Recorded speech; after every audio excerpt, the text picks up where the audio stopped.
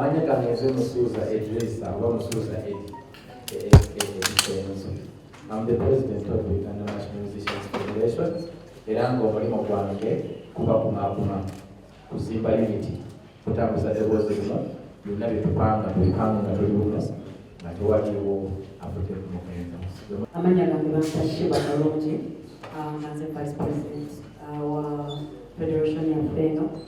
Era omulimu gwange nange gwe gumu ogwabuli omu wano n'abatatujoyinize leero ku making sure we protect our business so that tugiryamu mu myaka egijja ne bazzukulu baffe. Thank you for coming. I am an entertainer, a musician, and I am so privileged to be here for the Uganda National Musicians Federation press conference. And I am here in the capacity of the office of Madam President here. Hello, Manyanze Palaso, ndi muyimbi, ndi Vice President wa Uganda National Musicians Federation. Ndi wano okugatta ettaffaali lyange ku industry yaffe ennungi. Ndi wano mu mazima, mu bwenkanya, mu ssanyu lwa Katonda n'ensi yange. Julio balamusiza mwena era nga nange ndi wano nga akikiridde bayouth mu federation. Mwasize mutalo nange amanya bampita David Lutalo era nange wegayita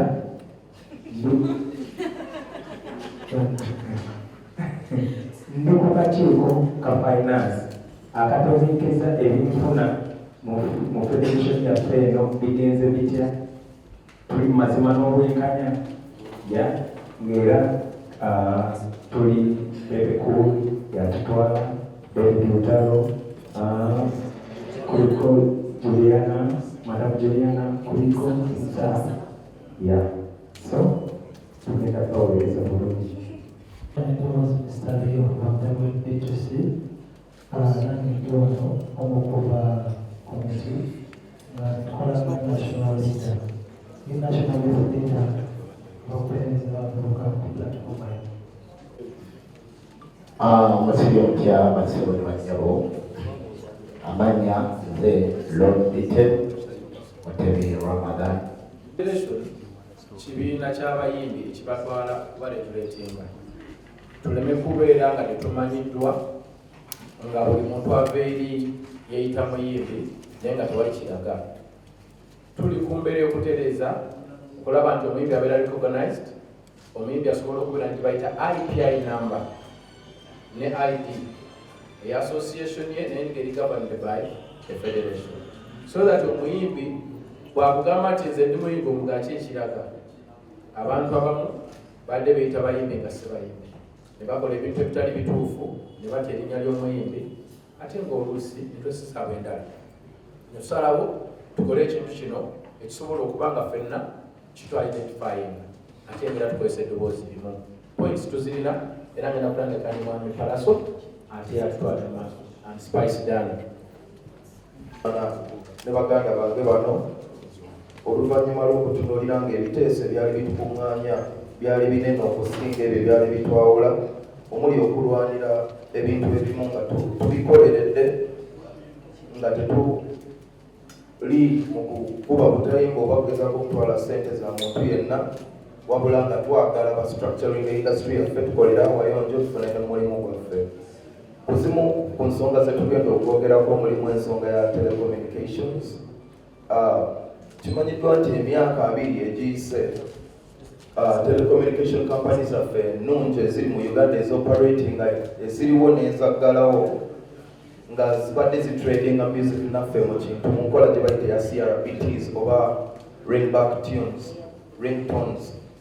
Naye tugenza okwetegereza ng'emyaka egyo gyonna mu ngeri ensi yaffe gyezeezimbibwamu nga omuyimbi tafuna fair share ku content gwe tukola. Bannange tuteekamu obudde bungi, tusacrificing ebiseera bingi, twerekereza bingi, tusula mu studio ffe mulaba nga tubakolera music ono abajjanjaba n'abayisa mu mbeera ennyingi, music waffe yafuuka utility nti mumukozesa amaka gammwe n'emayumba nga bwe mukozesa amazzi oba amasannyalaze.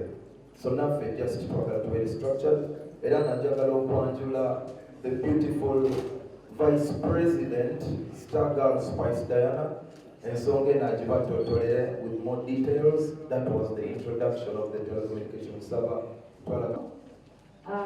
Tubaniriza mwenna amanya Spice Diana ku nsonga yennyini Vice nga bw'abannyonnyodde ebimu ku bintu bye twandifunyemu ng'abayimbi nga tetulya ku mulimu just nti tugenda kupafomi nga twewuuba buli lunaku n'okeera oli Mbalala oli Mbale oli Jinja at the same time nga tolina n'ofuna adde akadde okuwumulamu ng'omuyimbi naye ng'ate waliwo bangi abafuna mu mulimu gwo.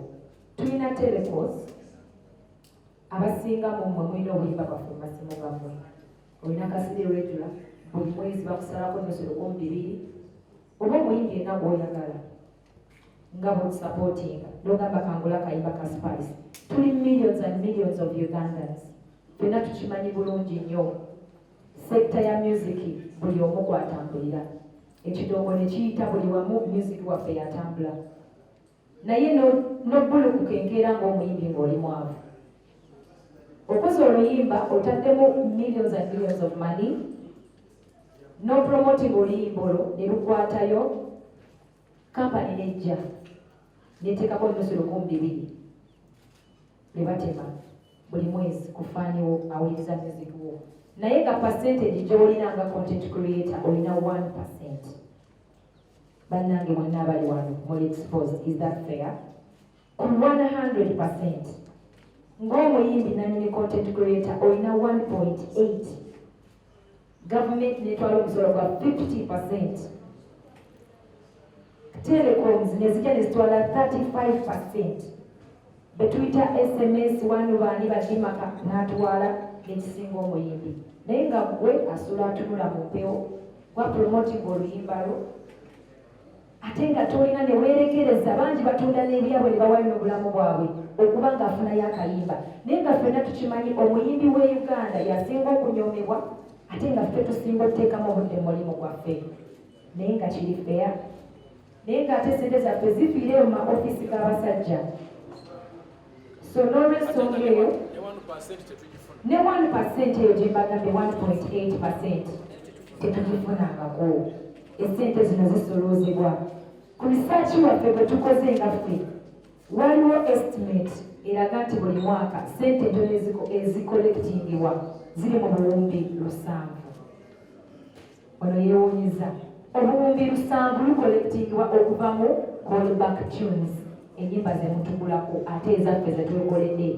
Gavumenti neefuna 50%, ezisigadde ne zigabanyibwa bye tutamanyiiko, naye nga bannange ekyo kyabwenkanya. Tusaba naffe batuwulirizeeko bye kikwatako. Ku nsonga eyo Kenya wano baneepa baffe, era mulaba ebivulusi bingi mu Kenya, naye abayimbi tebali bubi nga ffe, kubanga omuyimbi ku content we gwakuleetiza alinako 52%. Kyova olaba ntunyomebwa ne batuyita ba beggars because tetufuna mulimu gwaffe gwe tukola ate nga tuteekamu obudde bungi.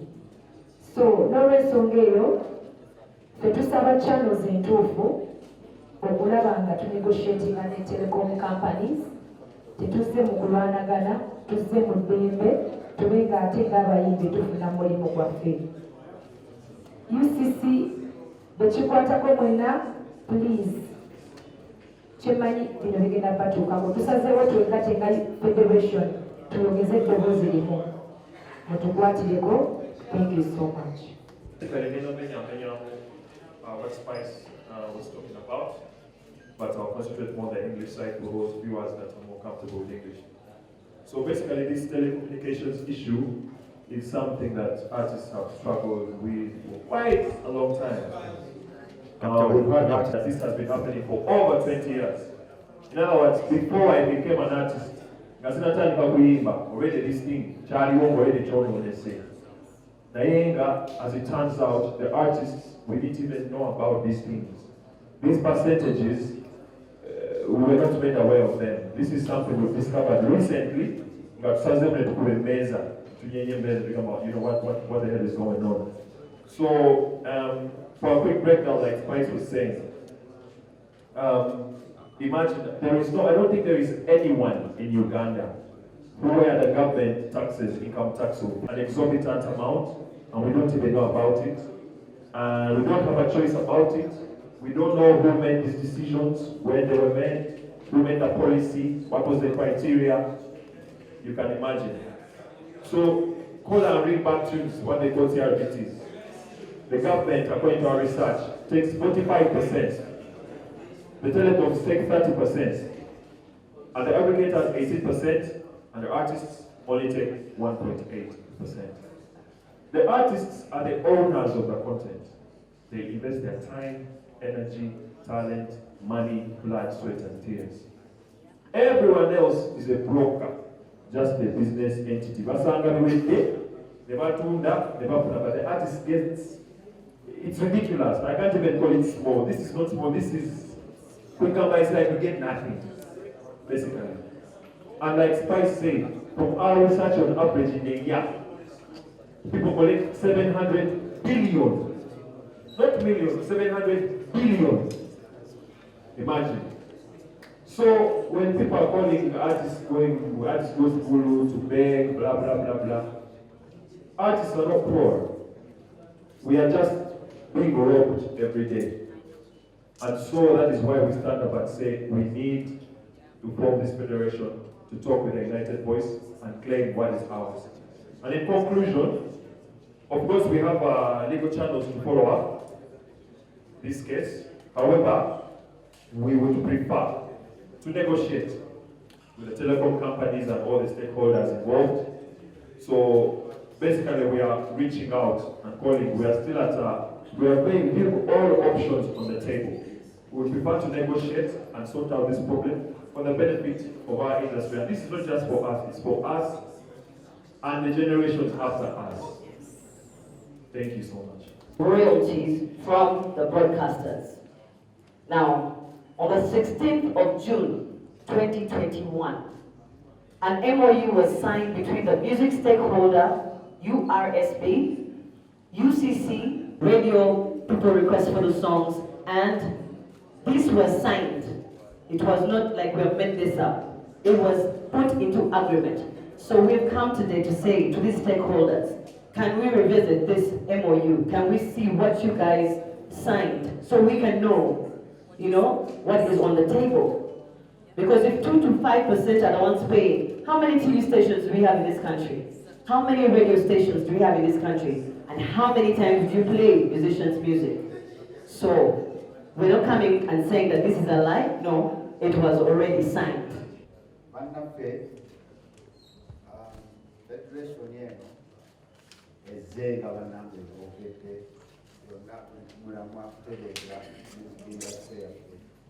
Waliwo entegeeragana eyakuutibwako ensasula ya royalties n'abaana abakozesa music nambe broadcasters nga 16 omwezi ogw'omukaaga omwaka 2021 waliwo entegeeragana eyakuutibwako bano ba stakeholders URSP, UCC, NCF, UNCC, NA, and UPR. Abo Zabayimbi kubanga naye sente ze basasula kangambe obutundutundu 2.5 sente zasigalayo kati baate basaba bazisangwewo baleme kuzisasula. Kakati awe wali kalumanywera tebateesa naffe tebakola ki bo basalawo busazi ugati ezo muzitusonyiwe. Kakati ate naffe jetutatukolera ebintu byaffe tubeera olimu omugati owaye batuganye okutuwatola ebintu ng'ebyo. Twagala industry bannaffe, industry yaffe ebeere nga mwetufuna ejjamba. Living example ebadde wano myaka ng'esatu kumpi COVID. abayimbi abali wano mwena ffenna twali tetukola naye twali tetufuna royalties senga twali tetufuna kuba radio ne TV stations n'abalala abalina kuye bo bakolanga 24/7 naye ate ffe nga tetukola abayimbi muleme kulowooza nti bakuba akayimbako ku TV kyamaanyi nnyo oba ku radio nedda tusobola okusalawo okuga nti Spice Diana afulumiza albamu ye twagala ya play radio 3 oba 4 federation nemusasula okusinga okuyita emmanju ne bakuwa ssente zo nga gwegobaga bakuyamba naye ate nga gwobayamba ekintu ekyo tukigenderere tuleme kubuguma tetukubye emyaka mingi naye tuli bakuba miziki waffe tetumufunyeemu bakubina ebyokujjuza cricket ovo simanyibwa oyinza okukola endala nga olulikodinga mizikwo nakusasula mubimpingi kaneme kubba sho akome wano naye mwebale nnyo waliwo endagaano eyakanizibwako nga my sister bwagambye which was 3 years ago ekyembi era ekibadde kituluma nti ku TV oba 3 oba 5 only 5%, 2 to 5% zezikoze eki zezisasula. Yes, but look at how many TV stations are here. Wano oba radio stations eziri wano. Now mwabali wano muli mikwano gyaffe era kino kintu kizimba nammwe. When this survives, you survive and everybody survives and the industry grows because bagita ripple effect over flip over. So ensonga yaffe eriwet nti bwe bamala ate okukanya they still went ahead and did not pay. So now what we want to discuss with UCC as a regulator is, can we sit and talk about this matter?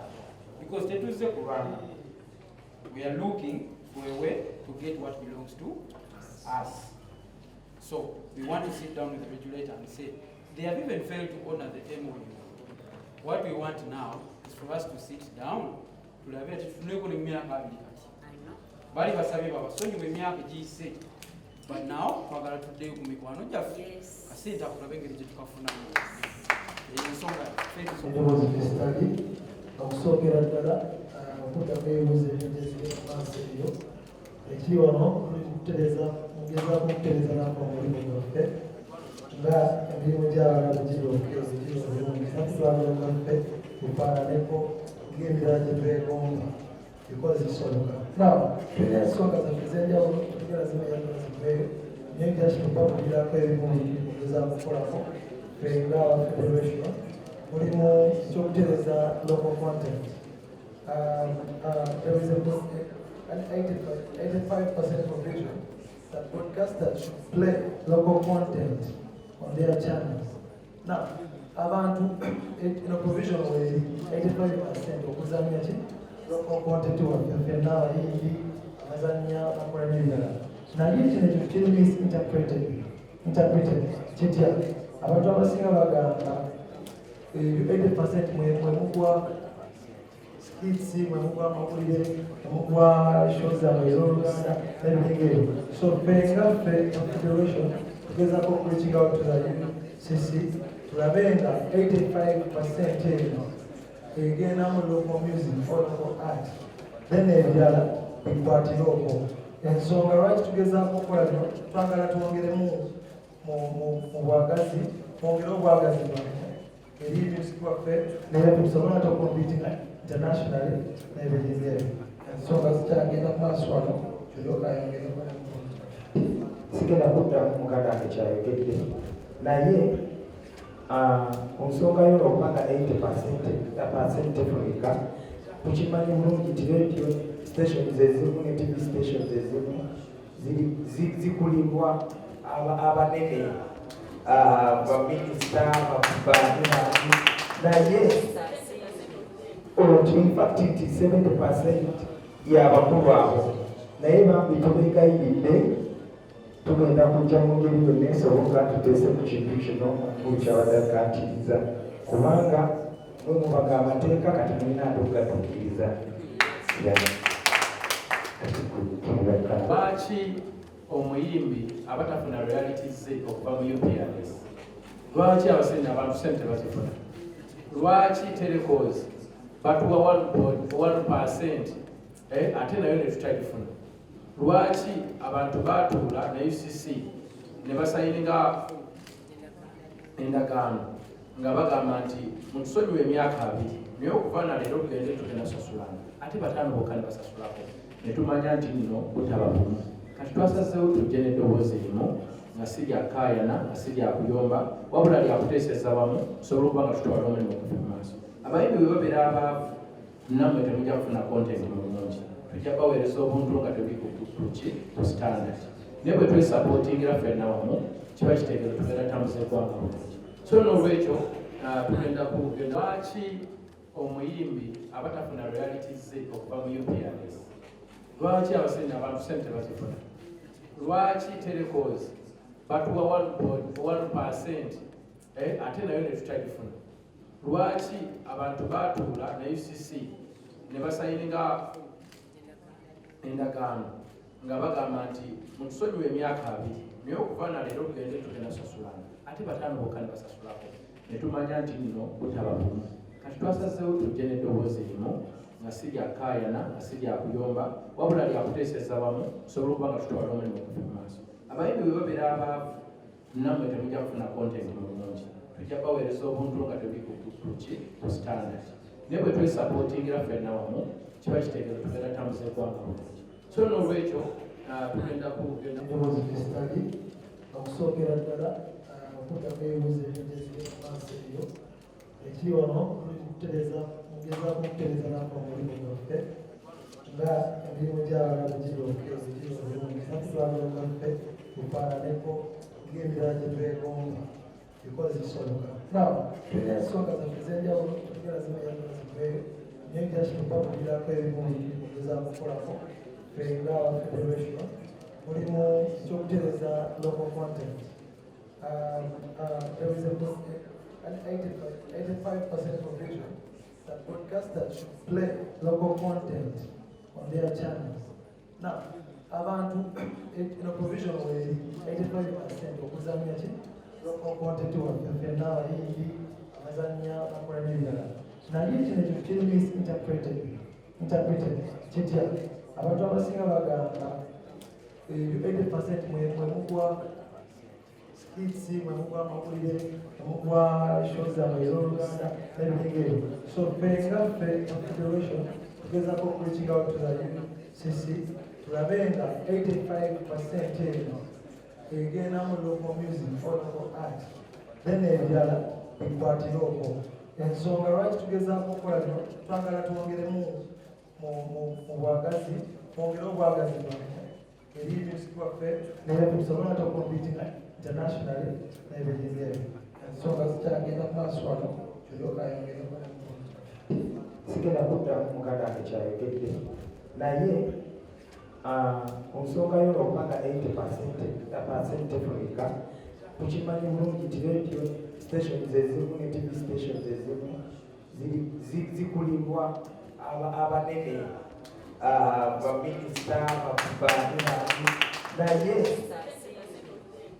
in fact nti 70% y'abakulu abo naye bambi tubegayiridde tugenda kujja mu ngeri yonna esoboka tuteese ku kintu kino omukulu kyabadakatiriza kubanga mwemubaga amateeka kati mulina atogatuukiriza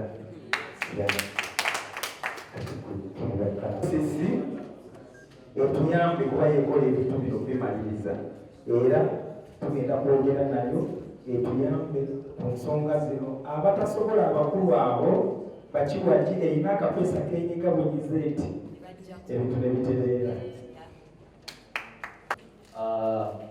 Fellow content creators, fe abasinga okulingiza emisolo okusinziira ku research music industry ye industry ekyasinze okulingiza emisolo mu ggwanga Uganda.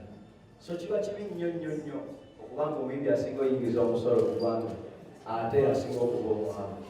So tetuze kuyomba oba tetulina intentions embi bakama baffe obubaka buno batuukeko bulungi bwe tujjeewo twagala tuteese bulungi federation kyeze twagala tuteese bulungi tubagambe tibannange mutunule mu kino mutunule mu kino nammwe mwagala twagala mufune naye nga naffe tufuna so bambi bannamawulire tweyanziza nnyo okujja muzeeyo obubaka buno mubagambe nti oba batulaba ku tv naffe babazadde baffe mulaba baganda baffe mulaba bannyinaffe mulaba bakyala baffe mulaba abantu mwena muli mukulaba mumanyi oluusi mutukubiramu akasimu nti owaaye kiri kita plaza nga nakulabye oyimbye wali nange nemugamba owaaye siinamu yadde ekikumi ate nga ndaba nkola kitegeera so kirungi nnyo okubanga bakulaba okola naye nga bakusabiriza amata tolinamu yadde ekikumi so bannange guno omulanga gw'abayimbi tetwaliimu pensioni ndala bannamawulire tubasaba bwe tufuna namwe mufuna bwe tukola soma fena tulira wamu tukwatiramu ensonga zino eno tuzitwale mu maaso baganda bange okkirizibwa okwogerako ku musicians federation eye Uganda ekibiina kye tutadde together to let me leave Uganda so katuleke Uganda madam president egenda kunyambako gyendemu okwogera mu Uganda. I think the emphasis here is tetuze kuyongo olusi tuzasesa tuzalwana come here to fight or to do other things but today tetuze kulwana. We've just come to ask for an audience and collaboration and partnership. Tetwagala kugamba nti UPRS tekoze kyerina okukola nti UCC tekoze but twagala bakkirize bajje tutule ffenna. We are not here to fight and I want to give an example of some of the artists we see in the industry and we think it's because they are hardworking that they are on stage working when they are pregnant. Teri mukazi abeera n'olubuto ayagala kusuuka ku makya agende ku kivu tewali ate musiba mutubuuza ozaala ddi ntya nzaala ddi ntya ng'agenze mu studio yi spice onaazaala ddi because nkikubuuza kati onazaala ddi nga bw'oyimba oluyimba tolina dduuka gy'ogenda munogamba mumpeesa onazaala ddi ng'ozadde abaana bw'ofa basigalira awo kulasitishweyo gy'okoze omuyimbi wa Uganda ye muyimbi yekka nze simanyi oba mu nsi endala gyekiri because when you talk about dialect are you sure are you joking ebintu byaffe birifani naye tebisesa mu Uganda nonga omukyala nga Juliana n'ava ku music industry for a very long time abeekwese mumwandikako story ezenfu then ne bwagezezaako okwo nze nava ne ku mawulire I don't remember the last. You think I don't want to do interviews?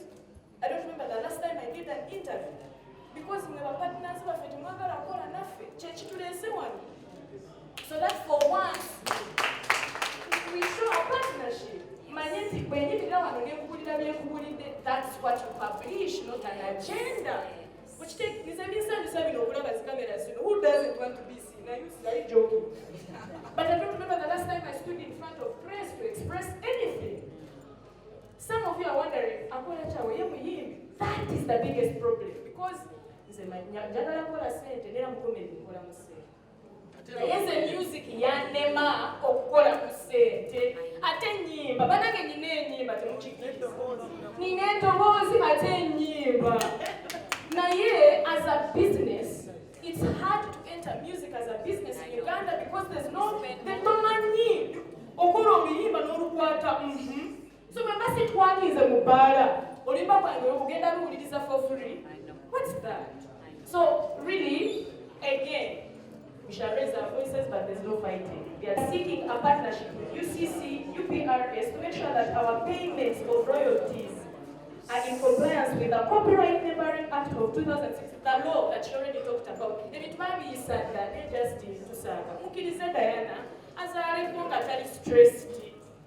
Afuneko kabreka maneti mu 9 months ezo waliwo akajja because enyimba sikola. That's all.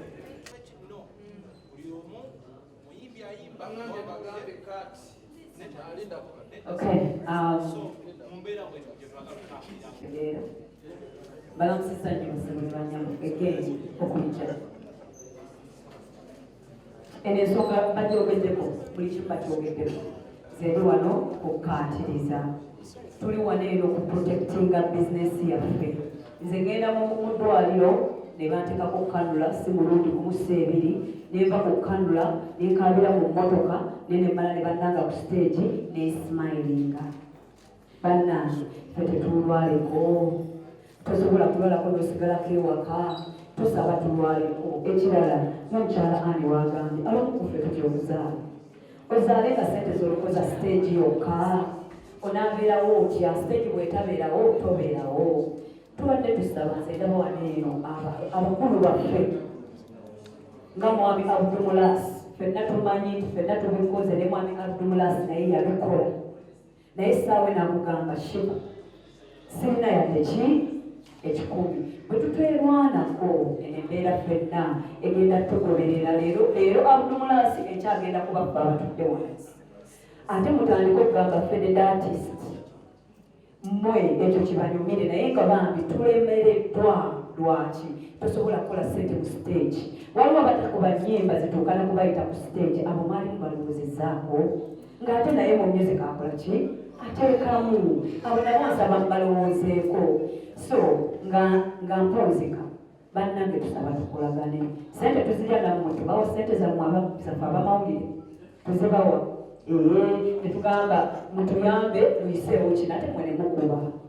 Tubadde tusaba leero mututuukirize obubaka bwaffe nga tewaliiwo kubuyisanganya mu ngeri etali ntuufu. Ekituufu kiriwo ekiti tuli wano lwa copyright yaffe, mu Uganda, naffe tusobole okuba ng'otuula ewaka we bakuba twesaana. Nze nnyina ennyimba nnyingi nnyo naye amazima bwe zikola ku stage siyingiza. Mukyanga mbeerawo siyingizangako kasente ka nnyimba, nate nga callback tunes muzisaba, ku radio muzikuba, ku internet muzikuba. Bannange twagala omulimu ku mbaga mu jiimu. Bannange woba saada owuliriza music, woba happy owuliriza music, woba bored owuliriza music, naye ffe abateekamu tetufunamu. Thank you so much.